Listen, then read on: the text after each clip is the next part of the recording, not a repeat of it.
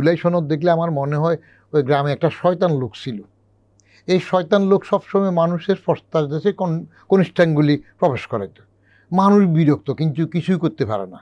তো তার মৃত্যু সময় যখন হইল, সে দেখলো হারে আমি তো মরে যাবো, আত্মজ্বালাতে। তখন সে ছেলে ফেলে ডাকিয়া বললো যে একটা ওসিয়ত করলো, এক কাজ করিস, মানুষের তো বহু কষ্ট দিছি, হ্যাঁ, এখন আমি মরে গেলে আমার কবর টবর দিস না, ও 3 রাস্তার মাথায় বাঁশের মধ্যে আমার এরকম গাইটা শুলের মতো ঘাইতে রাখি, শাস্তি দিস।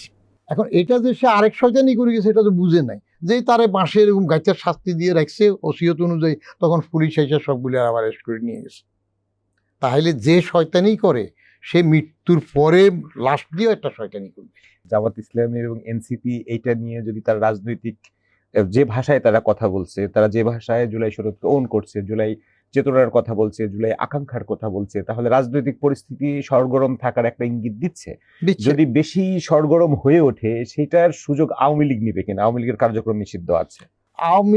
আওয়ামী লীগ ওটার সুযোগ নেওয়া লাগবে না। আমি প্রথম থেকে বলে আসতেছি, আলীকে বাদ দিয়ে যে নির্বাচন এবার হয়ে গেল, এটা কখনো ইনক্লুসিভ নির্বাচন হয় নাই। একটা রাজনৈতিক দলকে ভোটের মাধ্যমে উইড আউট করে দেন, আলীকে মুলি করে দেন, মুসলিম লীগ হয়ে যাক। এই যে জাতীয় পার্টি কি হইল ভোটের মাধ্যমে?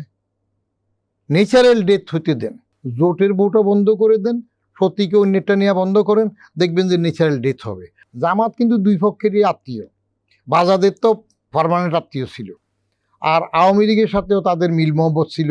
আওয়ামী লীগকে সুযোগ দেওয়ার জন্য কিছু সময় গেলে আপনি দেখবেন যে বাজারই তো সুযোগ দিবে। এখনই তো অলরেডি 2-1 জায়গায় পত্রিকায় দেখা যায় আওয়ামী লীগের অফিস। কেন সুযোগ দিবে?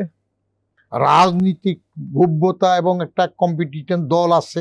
বিএনপির একটা আমলের কথা মনে রাখলে দেখবেন, বাংলা ভাই ছিল তো, পা গাছের সাথে উপরে বাইরে মাথা ঝুলে রেখেছিল, হুইজ দ্যাট বাংলা ভাই, বিএনপির এক আমলে ছিল। 63 জেলায় একসাথে বোমা হয়েছে, 500 কতটা বোমা হইল, বিচারক মারল। তো সেগুলা কারা করছে তখন? কাদেরকে ওইটার জন্য ট্যাগ করা হয়েছে? তাহলে সেই শক্তির মধ্যে যারা ছিল তখন, ওরা যারা ছিল, আবার সেই মৌলবাদ শক্তি যদি উঠতে যায় এককভাবে, এটা সামাল দিতে গেলে তখন বড় তৃণমূলের মৌলবাদ বিরোধী রাজনৈতিক দল আসতে হবে। এবং বাজার সেটা একা সামাল না দিতে পারলে বা ওইরকম হতে গেলে তখন দেখবেন বাজার নিজেই তো আওয়ামী লীগকে আস্তে আস্তে ছাড় দেবে।